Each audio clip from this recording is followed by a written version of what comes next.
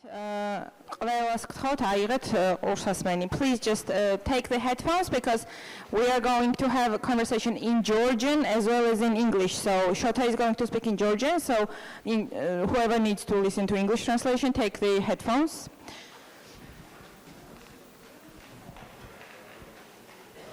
Okay. დაგითხოვ შოთა. მოგესალმებით. Oi.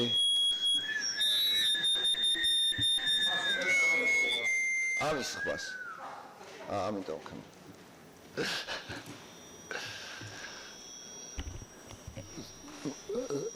მინდა წაგიგინოთ ლატვიელი პოეტი ინგა გაილე. მისი მთარგმნელი ნინო იაკობიძე ბევრი თქვენგანი მას იცნობს როგორც ტელეწამყვანს, მაგრამ როდესაც მე ვეძებდი ლატვიური ენიდან მთარგმნელს, აი აღმოვაჩინე მე ასე ძებნა-ძებნაში, რომ ნინო არის ნახევრად ლატვიელი, იცის ლატვიური როგორც მშობლიური ენა და რომ ვთხოვე საკმაოდ კარგი, ძალიან კარგი უნარი აღმოაჩნდა პოეზიის თარგმნისა, ეს ძალიან იშვიათად აქვთ ხოლმე ადამიანებს და აი ასე დღეს მისი დებიუტი შედგება როგორც პოეტური ტექსტების მთარგმნელისა. რაც შეეხება ჩემს პირველ კითხვას ინგა გაილესადმი. მე არ მგონია რომ ბევრი ეროვნების წარმომადგენლები არიან ახლა აქ, მაგრამ არ მგონია ვინმესთვის საწყენი იყოს ჩემს ძალიან სუბიექტურ დამოკიდებულებაზე მინდა ვილაპარაკო, ორი სიტყვა ვთქვა. მე რამდენიმეჯერ ვარ ლატვიაში ნამყოფი, ორჯერ თითო თვით რეზიდენციაში ვენსპილსში, ამიტომ ხშირად მიწევდა ხოლმე ლატვიური ენის მოსმენა და ეს ლატვიური ენა ჩემთვის არის ძალიან მუსიკალური და ძალიან პოეტური ენა. შეიძლება ითქვას, რომ თითქმის ყველაზე პოეტურის კი. ხანდახან მეჩვენებოდა, რომ ლატვიური ენა იმიტომ შეიქმნა, რომ პოეზია დაწერილი იყო ამ ენაზე. გასაგებია, როდესაც ეს შენი ენა ძნელია იდენტიფიცირება და დისტანცირება ამისგან. იმიტომ რომ ყველას თავისი ენა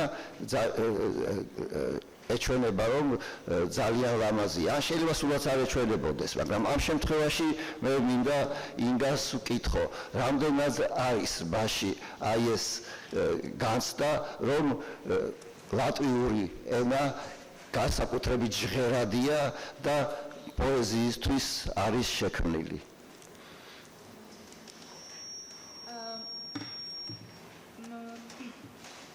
Is it working? Yes. The question. Sorry. Technical. You hear me? Yes. Or you want me to? Where do you want me? I have to.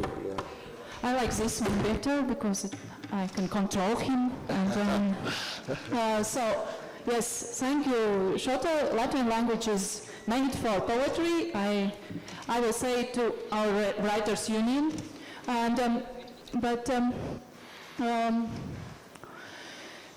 I don't feel it as especially melodical, but because I'm inside of it, and so if I sit inside this language, I see all the.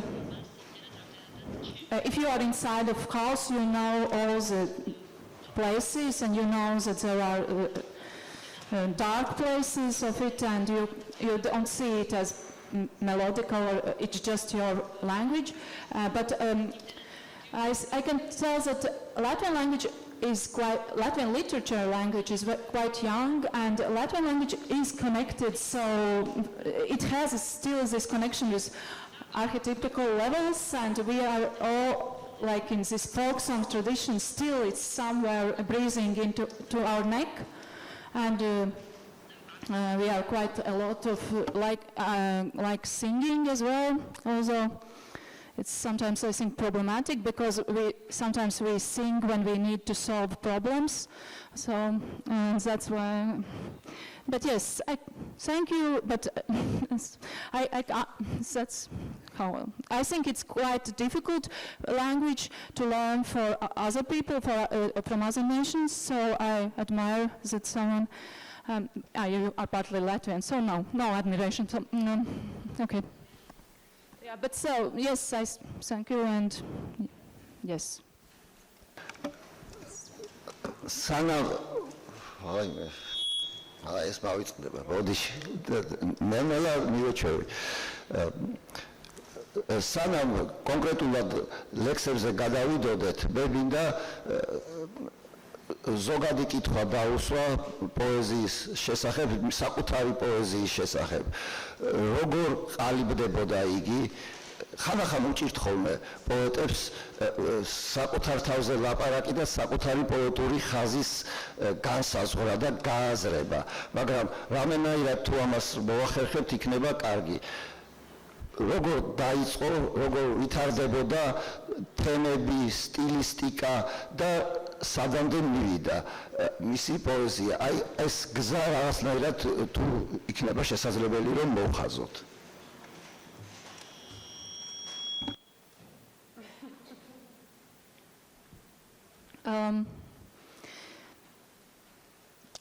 This is very like dance, with all this technical stuff.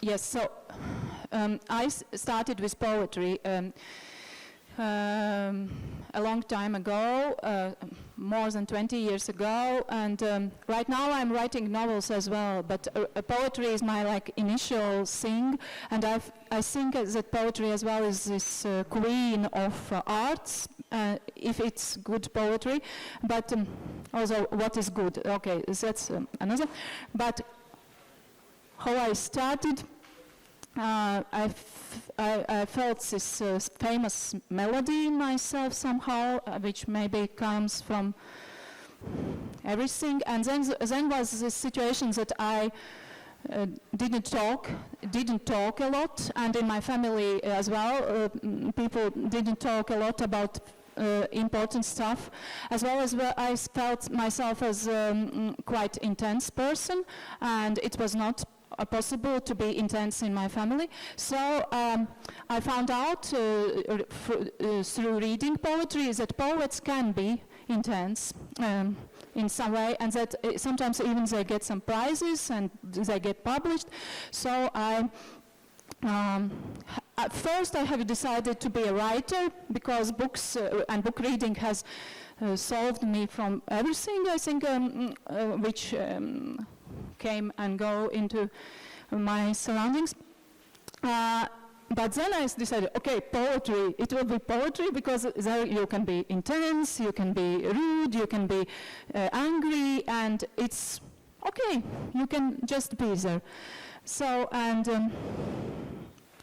yes, and from this not talking about things came maybe this thing that I'm talking about quite difficult themes maybe in my poetry. Also in first books, I have 7 books of poetry published. In first books, I was quite lyrical and more about love and rain at the window and beauty of the nature. And then in 2012 I published the collection which is called Fog, and then my fans, all 5 of them, said, you know, what has happened? Why are you? You have become so unbearable. We liked you better. Come back. So from 2012, I think I'm known in Latvia as this social kind of poet, which is only partly true, I will say, but sometimes people need these labels to get on with life. So. მადლობა. ნელ-ნელა გადავალთ ლექსების კითხვაზე და ჩვენ ასე მოვილაპარაკეთ, რომ უკეთესი იქნება კონკრეტულ ლექსებს პატარა წინა კომენტარი თუ გაუკეთდება, რათა ეს კონტექსტი კეთესად იყოს გაგებული, არა პოსტსკრიპტუმ ლექსის საკითხვის მერე არამედ წინასწარ ესა კითხველი რაღაცნაირად შევიდეს ამ ველში. პირველი ლექსი, რომელიც ავარჩიეთ, ეს არის ელისაბედის თავი და სანამ ლექსს წავიკითხავთ, იქნებ მაინც გითხრას ინგამ, რომელ ელისაბედის თავზეა ლაპარაკი.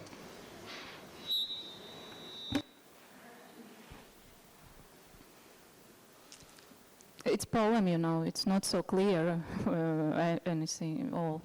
Now, of course, it's a concrete poem about concrete house. The idea was to write about concrete house, which is in Riga on the Elizabeth Street. It's a Soviet time house. Architecture of constructivism, and it was thought that it would be turned down. But it was some people gathered to save it, and so the idea came from this that the building was on Elizabeth Street. But in this poem, it's difficult to find this house. It's more about the idea and rationality of man's world, and there is this not myth, but a story about John who is beheaded in Bible as well in this poem, and then there's a story about Elizabeth who gave birth to him. So there are different situations, but yeah. So, and it's about this house as well, that it was Soviet time house. There was cultural ministry kind of, and there were gathered higher bureaucrats of Soviet time, and they listened to our famous composer Raymond Pauls to play him then piano, and it was some beautified reality which was going on there. So it's more about rationality of man's world, and somehow that one.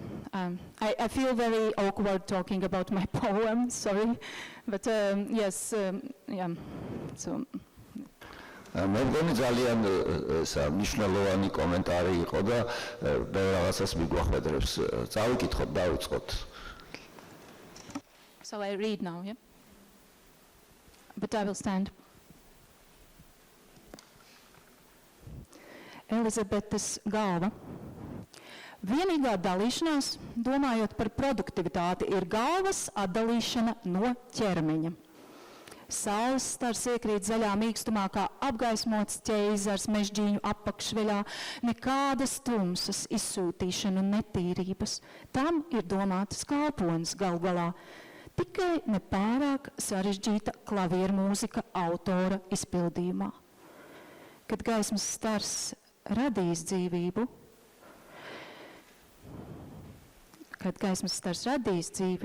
tas savu pienākumu ir veicis. Sieviešu jautājums mums šķiet nērts un nesaprotams. Tādēļ dejojiet, meitenes, dejojiet, lai saules stari no jūsu klēpiem atdala mūsu galvas, kuras servējam viens otram uz metāla šķīviem, skaistās nākotnes vārdā.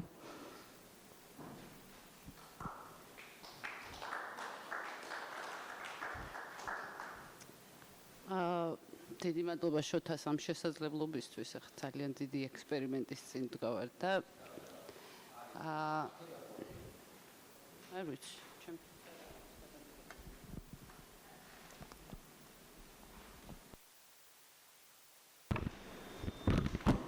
ასე უკეთ ისმის? ხო, როგორც შოთამ თქვა, ეს ჩემთვის პირველი შემთხვევაა პოეზიის თარგმნის და ამიტომ ძალიან მღელავ და ძალიან დიდ ბოდიშს ვიხდი პოეტური არტისტობის არქონისთვის თუ ესეთი პრობლემა შეიქმნა კითხვის დროს. ელისაბედის თავი. ნაყოფიერებაზე ფიქრისას ერთადერთი დანაწევრება, თავის ტანისგან განცალკევება. სხივი ეცემა ფაფუკ ბალახში, როგორც გასხივოსნებული კეისარი მაქმანიანის საცვლებით. არანაირი სიბნელე, გაძევება, ჭუჭყი. ამისთვის ბოლო-ბოლო არსებობენ მოახლეები. მხოლოდ და მხოლოდ არც თუ ისე რთული საფორტეპიანო მუსიკა, ავტორის შესრულებით. როცა სინათლის სხივმა სიცოცხლე შობა, საკუთარი მოვალეობა აღასრულა. ქალების საკითხი უხერხული და გაუგებარი გვეჩვენება.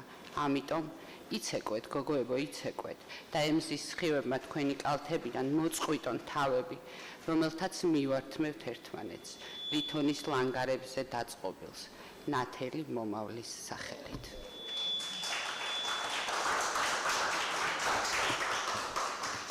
მეორე ლექსია მეფეზე არის ესეც ისეთი შეგვიძლია კომენტარი გავუკეთოთ ამ ლექსსაც?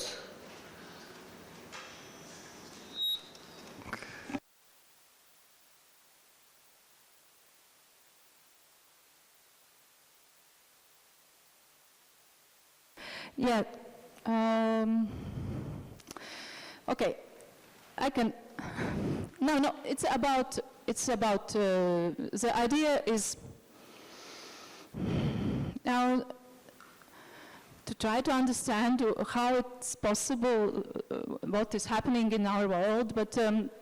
Right now with Ukraine, for example, or how is possible that what happened in Syria or in Aleppo, or how are these things possible? This is when I say it's very huge saying, but at the same time it's very small poem.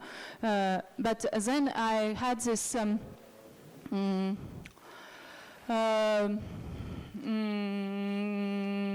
I know the story about Joseph Stalin, who has gathered at the concrete times, these were movie people, I think, directors and operators and so on. And there was someone who has filmed something wrong, and the story goes that they were all sitting and being afraid of him, and that he's going around this place, and all of them being silent, only him speaking, and then he asked himself somehow, and to them, but only to himself, should we forgive this person who has filmed something wrongly, or shouldn't we forgive him? And so he was talking to himself as to we, and at the same, and from this story about Stalin came this poem. Yeah. It's called Tsars.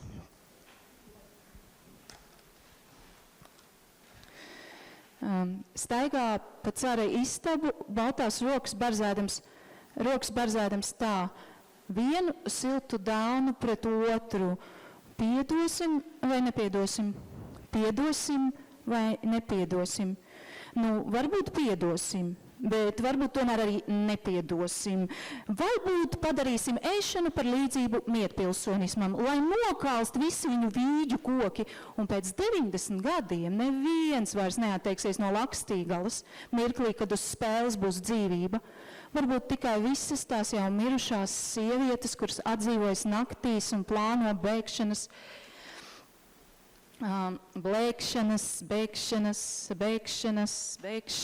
plāno bēgšanas stratēģijas uz pasaulēm, kurās būtu vieta arī viņu bērniem.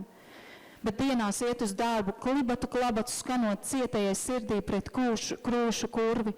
Varbūt tikai neprātīgie ukraiņi. Uz lakstīgāls kā lakstīgāl caur putniņu, viņi aizlido klauvē pie loga tev naktī. Celies, kungs, celies, celies, celies, kungs, kāpēc tu guli?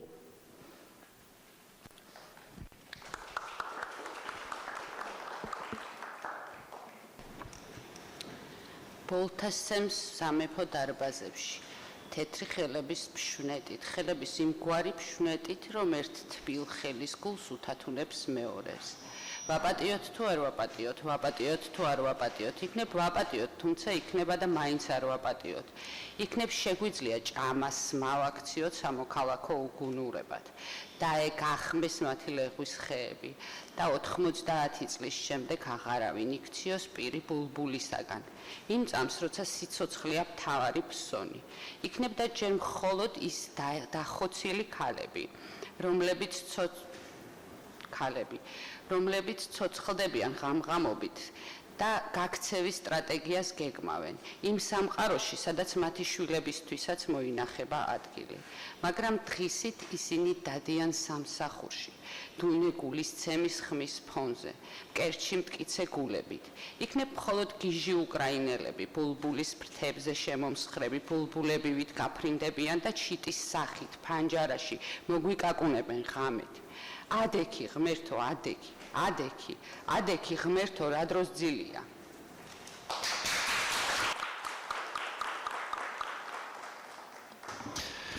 მე ასე მეჩვენება, რომ არაჩვეულებრივი კომენტარები გამოსდის ინგას თავის ლექსებზე.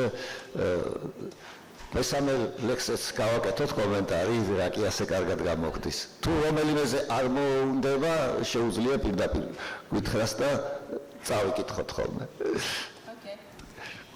So maybe we will make new format of poetry reading. So yes, these are black apple trees. Actually, we have this wonderful poet of Latvia, Visma Belševica, who is like my hero, and she's writer and poet, and now she's dead already, but she died in 2005 or something. But during the Soviet time, she was kind of dissident, and she was censored, but she was for 10 years she was prohibited to publish because of her poetry and because of her part in Ukrainian writers Ivan Zduba trial. But okay, she has written this poem about Latvian history, and there first appears these black apple trees, which are under these black apple trees cries her sister, but these black apple trees are black because they are burned by some invaders. So, but this poem, these black apple trees, so black apple trees comes from that one, but I'm writing this poem about just women, and they are these black apple trees. Yes, so I don't feel quite comfortable about this format, but okay, we'll see. Melnās ābeles. Sačervalējusies miza, sūnas, zālītes, pieminīšu rūgtums, dubļi, rītausmi jūtu, blakus nonostā ķermeņa sāpju pulsu. Redzi, viņa ir laimīga. Dzer tīru šņabi, izmet kā ogu, baltais krekls uz rētainās miesas izskatās, ka viņa ir laimīga. Melni acu dobuļi, vēl dziļāks dobums, ābelei iededzināts numurs. Pelni ir tavu maigā miesa, atzīmsti gūt, tausties blakus pēc māsas, tausties sajūti bailes nosmakt, ja atgriezīsies. Galvenais tikt uz ceļa, pacelt roku, ne galvu, ne acis, gadu tūkstošiem tās paliks putekļu pelnos lietus, ir vienīgais auglības nesējs, un asaras apmazgā rētu. Tu kuce ar mēli nolaiz blakus guļošais sāli no vaigiem. Melnās ābeles, zudušas vasaras, melnās ābeles, asaras.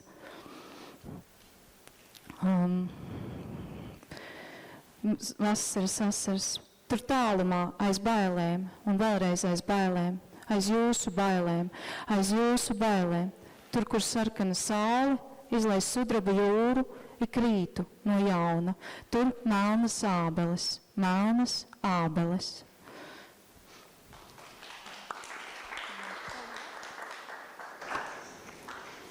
შავი ვაშლის ხეები, დაღვალჭული ქერქის მწვანე ხავსი, ბაბუაწვერის სიმწაღე ატალახებული ლიჟრაჟზე ვგრძნობ გვერდზე მიგდებული სხეულის ტკივილის პულს. შენ ხედავ რომ ის ქალი ბედნიერია, სუფთა არაყს სვავს და მერე კენკრასავით ისვრის. თეთრი პერანგი ნაიარევ ტანზე ისე გამოიყურება, თითქოს ბედნიერია. მისი თვალის შავი ბუდეები სორუზე უფრო ღრმაა. ამომწვარია ნომერი ვაშლის ხეზე, შენი ნაზი ხორცი ნაცარია. აღდექი, დადექი, ხელები აცეცე, შენი დის გვერდზე იგრძენი შიში. დაიხრჩობი ის კაცი რომ დაბრუნდეს, მთავარია გზამდე გაღწევა, ხელის აწევა და არა თავის ან თვალის. ათასობით წლების მანძილზე დარჩება ნაცრის მტვერი, წვიმაა ნაყოფიერების ერთადერთი მომტანი და ცრემლი გამორეცხავს ნაიარევს. შეძუგნა მიდი აულოკე ენით გვერდზე მწოლს ლოყებიდან მარილი, ვაშლის შავი ხეები, დაკარგული ზაფხული, ვაშლის შავი ხეები, ცრემლები. იქ შორეთში შიშს მიღმა და ხელახლა შიშს მიღმა, თქვენს შიშს მიღმა, იქ სადაც წითელი მზეა, იღვრება ვერცხლისფერს ზღვად, ყოველი დილა ახლიდან, იქ ვაშლის შავი ხეები.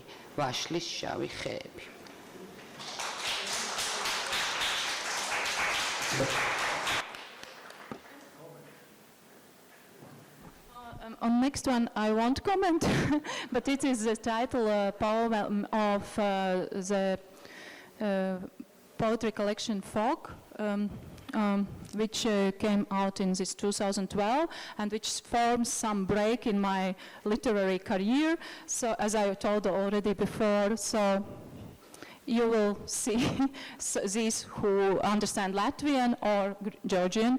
So, but it's. Yeah, it's about, so it's about sexual violence, actually, so be aware. But not in such harsh way, so, sorry.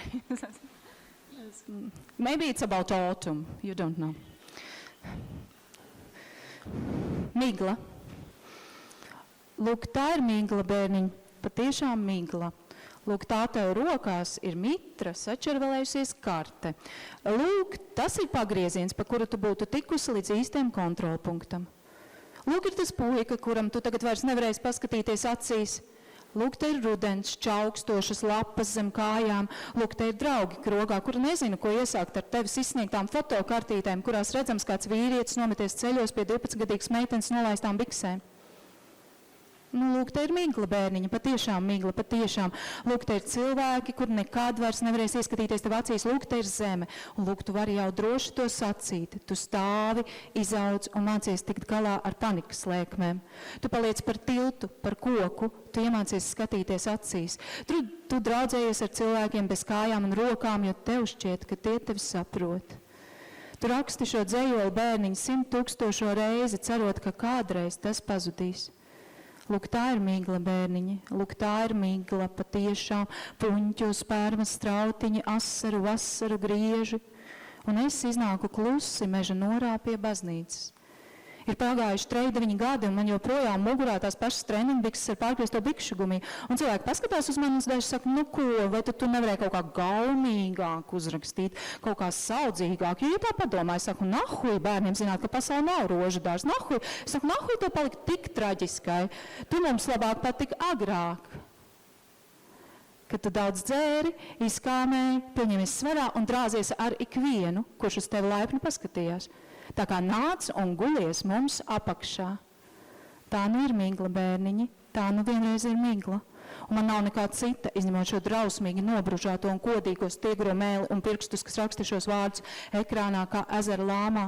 Es eju no meža laukā un lūdzu jums, bērniņi, jūs, kas savās ģimeņu vasarnīcās, viesistabās, uz mašīnu aizmugurējiem sēdekļiem, savās laulāto gultās, jūs visu dzimumu bērniņi, kas kaut kādās pirtīs piedzērušies un apmerkojušies, jūs bērniņi, kas izdzīvo, es jums saku, tik tiešām, tas ir riktīgi bailīgi, un tomēr nāciet reiz lūdzu laukā, vai arī pagaidiet, esiet pret sevi saudzīgi, bet es tikmēr sākšu te klusiņām elpot.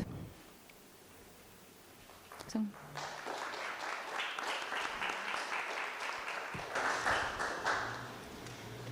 ნისლი. ნახე ეს ნისლია, პატარა, ნამდვილი ნისლია. ნახე ტენისგან დაჭმუჭნული რუკაა შენს ხელებზე. ნახე ეს მოსახვევია, რომლითაც მიაღწევდი ნამდვილ საკონტროლო პუნქტს. ნახე ეს ბიჭია, რომელსაც უკვე ვეღარ შახედავ თვალებში.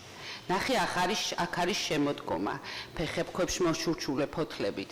ნახე აქ მეგობრები არიან კაფეში, რომლებიც მათ არ იცი არა მოიმოქმედონ შენი ხელით დარიგებული ფოტოსურათების გამო, რომლებზეც შარვარჩახტილი 12 წლის გოგონას წინ მამაკაცი ჩამოხლულა. ნახე ეს ნისლია, პატარა, ნამდვილი ნისლია, ნამდვილი. ნახე აგერ ადამიანები, რომლებიც ვეღარასოდეს ჩაგხედავენ თვალებში. ნახე აგერ დედამიწა და ნახე შენ ამას წარმოთქმას უკვე თავისუფლად შეძლებ. შენ გახარ, იზრდები და პანიკასთან გამკლავებას სწავლობ. შენ ხიდად იქცევი, ხედ, შენ თვალებში ჩახედვას სწავლობ. შენ უხელო და უფეხო ადამიანებთან მეგობრობ თუ თვლი რომ მათ შენი ესმით. შენ ამ ლექსს წერ პატარა მე 100,000 ჯერ. იმედით რომ ოდესმე ყველაფერი გაივლის. ნახე ეს ნისლია, პატარა, ნამდვილი ნისლია. ჟღვლინტის და სპერმის ნაკადულებია, ცრემლით ბუნიობაა. და ტყის სოროდან ეკლესიისკენ მივიპარები. უთვალავი წელი გავიდა და მე ისევ სპორტული შარვალი მაცვია გაწყვეტილი რეზინით და ადამიანები მიყურებენ და ზოგი ამბობს, განა არ შეგეძლო მეტი გემოვნებით დაგეწერა, ნაკლებად უხეშად, რადგან თუ დავფიქრდებით, მე ბავშვებს ვეუბნები, ნახვი, რომ იცოდნენ ცხოვრება არაა ყვავებული ბაღი, ნახვი, მე ვამბობ ნახვი, რამ გახადა ასე ტრაგიკული, ადრე უფრო მოგწონდი, როცა ბევრს სვავდი, ერთობოდი, იმატებდი წონაში და ყველას უტყნავდი twins, ვინც ოდესმე მაინც კეთილგანწყობით გამოგხედავდა, ასე რომ მოდი და ქვეშ გაგვეგე. ნისლია, პატარა, ისევ და ისევ ნისლია და მე არაფერი მაქვს გარდა ამ საშინლად გაცვეთილი და გესლიანი, დაძარღვული ენისა და თითების, რომლებიც ამ სიტყვებს ეკრანზე წერენ, როგორც ტბის ზედაპირზე. მე გამოვდივარ ტყიდან და გთხოვთ თქვენ, ბავშვებო, თქვენ, ვინც ხართ საგვარეულო აგარაკებზე, მისაღებ ოთახებში, მანქანების უკანა სავარძლებზე, თქვენ საქორწინო სარეცელზე, თქვენ, ნებისმიერი სქესის ბავშვებო, რომლებიც ხართ რომელიღაც აბანოში, გამომტყვრალები და ჩასუქებულები, თქვენ, ბავშვებო, რომლებიც გადარჩით, თქვენ გეუბნებით, ნამდვილად საშინლად შიშის მომგვრელია და მაინც, ერთხელ და სამუდამოდ გამოდით გარეთ, თუმცა მოიცათ, თავს მოუფრთხილდით, მე კი მანამდე შევეცდების სუნთქვა დავიწყო.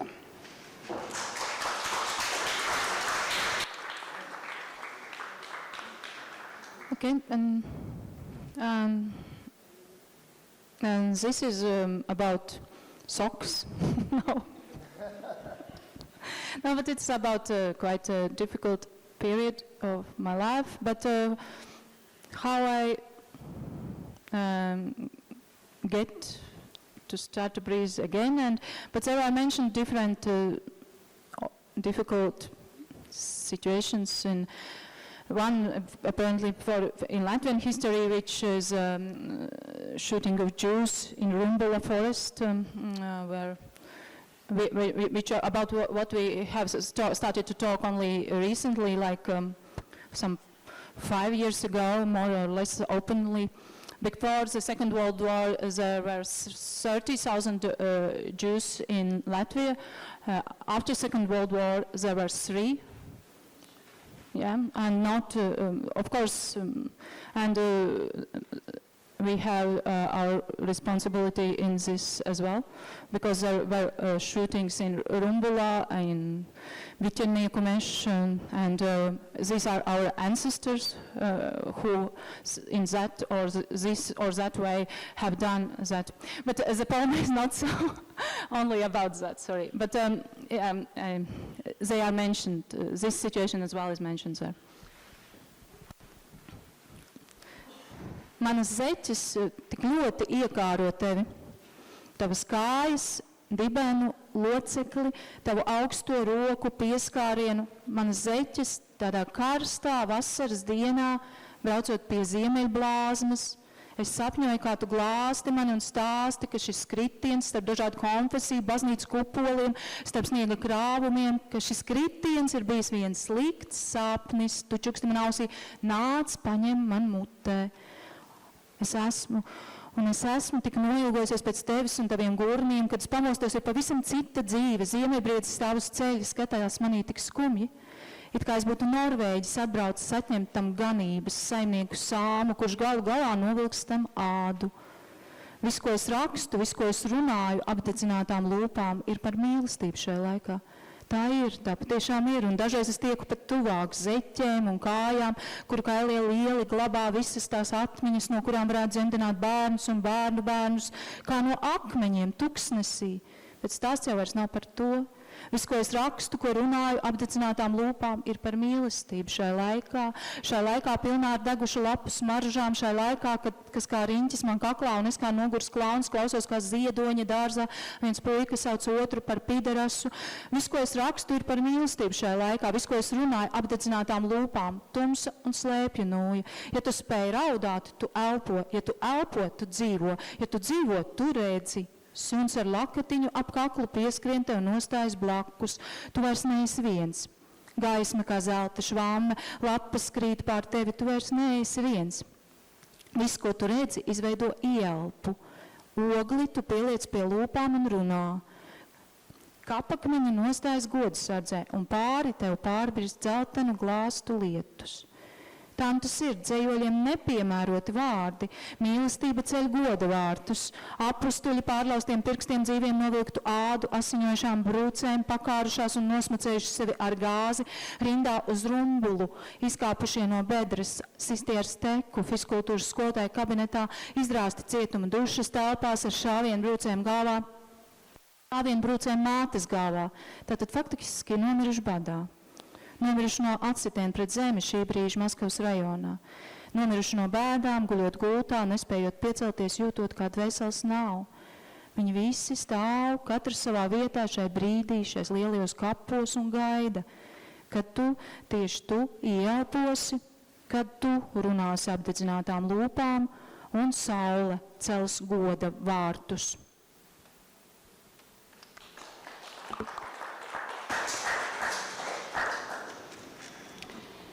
ჩემმა წინდა მეტი რომ არ შეიძლება ისე შეიპყრო შენი ფეხები, გავა და ასო, შენი ცივი ხელების შეხება, ჩემი წინდა ზაფხულის ამცხელ დღეს, ჩრდილოეთის ციალისკენ მიმავალ გზაზე. ვოცნებობ თითქოს მეფერები და მიყვები, რომ ეს დანარცხება სხვადასხვა კონფესიების ტაძართა გუმბათებს შორის, თოვლის ნამქერში, რომ ეს დაცემა მხოლოდ ცუდი სიზმარი იყო.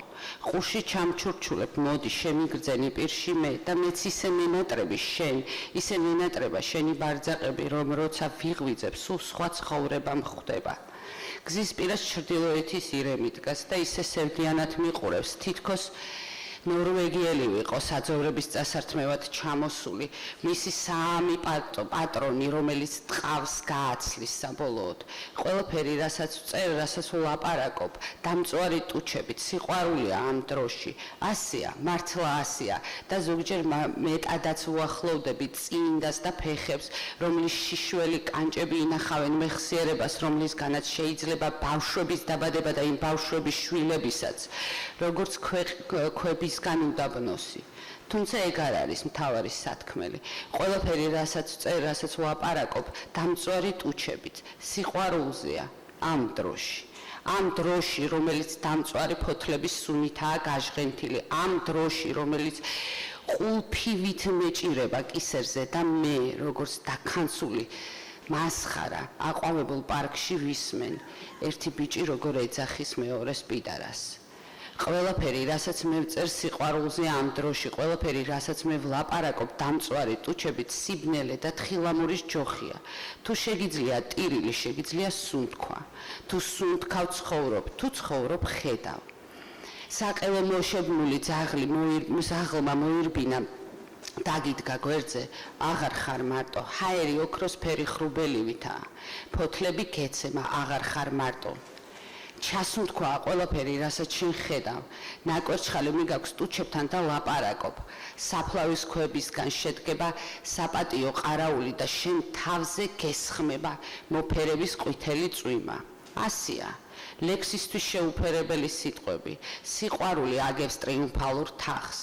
თითებ დამტრეული მოციქულები, ცოცხლად გატყავებულები, სისხლდენი ჭრილობებით, ჩამომხრჩვალები და გაზით დაწამლულები, რუმბულაზე დასახვედად რიგში ჩამდგრები, ორმოებიდან აღმდგრები, ფიზკულტურის მასწავლებლის კაბინეტში გაწკეპლილები, ციხის საშხაპეში გაუპატიურებულები, ნატყვიარებით თავში, ნატყვიარებით დედის თავში, ფაქტიურად შიმშილით დახოცილები, ამჟამად მოსკოვის რაიონში მიწაზე დახეთქებით მკვდრები, სევდით გარდაცვლილები, ლოგინში მწოლიარენი, წამოდგომის ძალა დაკარგულები, გრძნობით თითქოს სული არ აქვთ.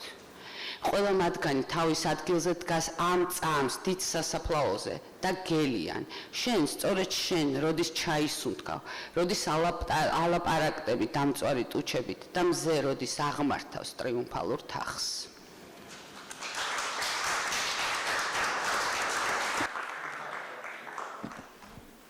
Yeah, and now will be the last poem, so thank you for your patience. About survival and future. Also, it's of course about Ukraine and situation. Yeah, I don't know how to speak about that at all, but yes, because yeah. So yes, I don't know how to speak about that. So I will read a poem which is called about varbūt, ka mēs visi izdzīvosim. Varbūt, ka mēs visi izdzīvosim un varbūt tiksim cauri ledus kalnu izkusušu plūdīm, caur asinīm, kas izliejušas būs no mūsu draugiem un ienaidniecēm, caur dubļiem, kas brāzušies būs pāri mūsu galvenajām ielām un stāvēsim ar mūsiem puķu podiem rokās pie pilsētas, pie ciemata, pie bučas. Un varbūt pat būs rakstīts vēl kam uz izkārtnes, kas svilps uz ceriņiem pret pavasara vēju. Varbūt, ka neticami bāli tēli uz mūsu festivāliem nāks un neko nepārmetīs. Varbūt, ka mēs visi izdzīvosim caur slimībām un neticamām sāpēm, caur muļķībām un nespēku, caur neticamu muļķību un pārāk lielu spēku mēs izdzīvosim. Mēs izdzīvosim. Pat redzējuši nenormāli sāpīgu un samulsuši aizkavētā alpā mēs stāvēsim pie izkārtnes, uz kuras uzraksts zeme. Zvani 123, 123, 123. To cilvēku tur spīdzināja un pazemoja ārprātīgos veidos. Un pat nevis to, bet viņu, tavu draugu, tavu bērnu, meiteni, to cilvēku, kurš guļ no tavā mājā un elpo. Tu saki, ir viņā tumsa, jo citādi nav skaidrojams piedzīvotās šausmas. Ir jābūt viņā pašā kādai neparastai zīmei, jo ja tās nav, ko lai es daru? Un varbūt, ka mēs visas izdzīvosim un vecas sirmas kukažiņas satiksimies līksmi smejoties un ieliekot pa zobam no kultūra kapitāla mūža stipendijas un dzersim tēju no blašķītēm un šķielēsim uz jauniem vīriešiem ar keisiem, kas ātri steigsies caur zaļojošiem parkiem, gurnus kustinot daudz veiklāk nekā mūsu domas tajā brīdī vīsies. Un smiesimies un aprunāsim un kāda joprojām pīpēs, bet Inga visas rās, ka nedrīkst dzert vismaz pirms uzstāšanās. Un var jābūt, ka mēs visi izdzīvosim un tomēr katru dienu līdz pat aiziešanai baltā miglā. Mēs sastingsim kā Arktika pirms nāves, kvēlā pilē izzušanas saldme un murmināsim joprojām skūpstīt kārās lūpās. Es esmu tumsa, es esmu. Un varbūt tas mums atkal līdzēs uz otru krastu tikt, tai upei pāri asins upei.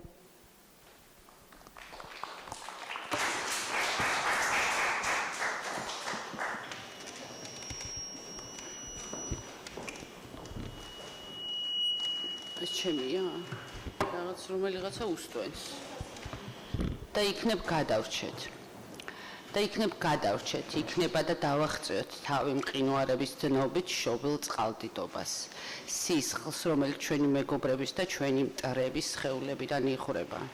ავწდეთ ამ ღვარცობს, ფონს გავიდეთ და დავდგეთ ქოთნის დარცხვენილი ყვავილებით ხელში ქალაქებთან, სოფლებთან, კოცნებთან. და იქნებ სადმე ეწეროს კიდეც welcome, აბრაზე, რომელიც სიას სამანს უსტვენს გაზაფხულის ქარის დაბერვისას.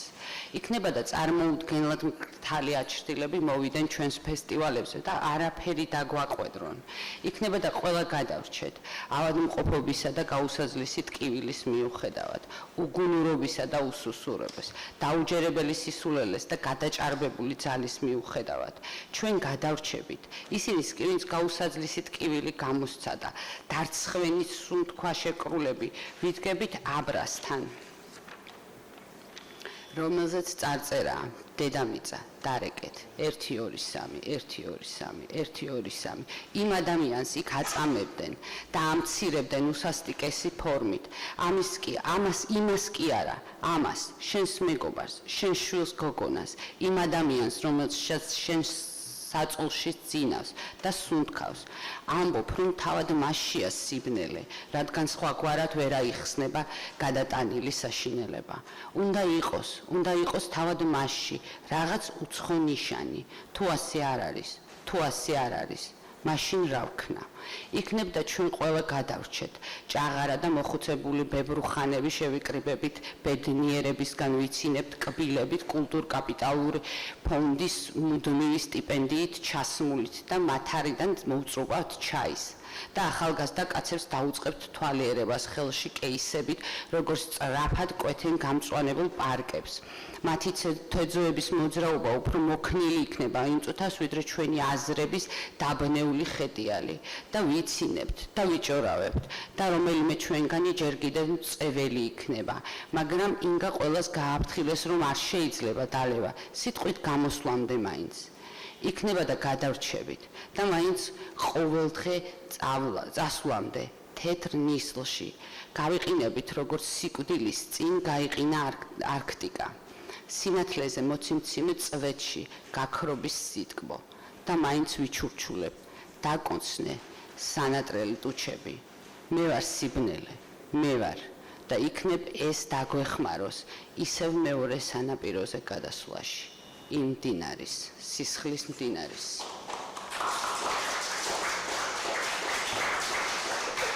დიდი მადლობა ინგას ლექსებისთვის და ბოლოს მინდა ერთი კითხვა დაუსვა ინგა ამავე დროს ამჯერად არის ლატვიის პენცენტრის თავმჯდომარე და მინდა ვკითხო რა სიტუაცია ამ ხრივ რამდენად რთულია ამ საქმის გაწყობა რა გამოწვევების წინაშე დგას ამჯერად ლატვიის პენცენტრი და საერთოდ პოეტობა და ასეთი საქმიანობა რამდენად იოლად შეთავსებადია მისთვის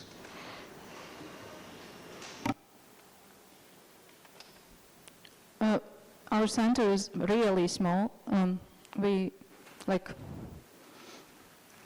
small, like 5 people. No, but okay. So I'm maybe not head, but like this is a group of friends. But officially we have 30 members, but in reality, only some 5 or 6 are doing something, if they asked. But no. What are our challenges? Challenges are